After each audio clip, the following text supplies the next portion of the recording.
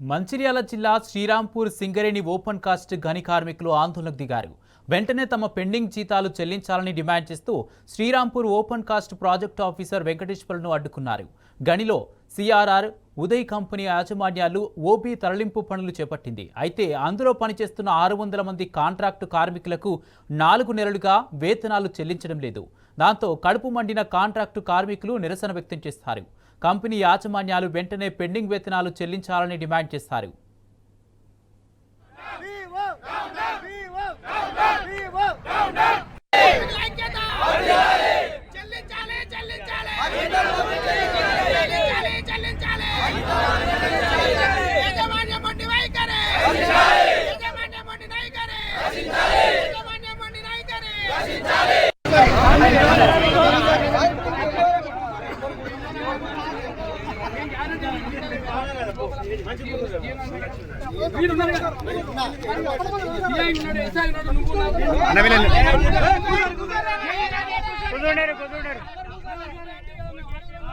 అన్న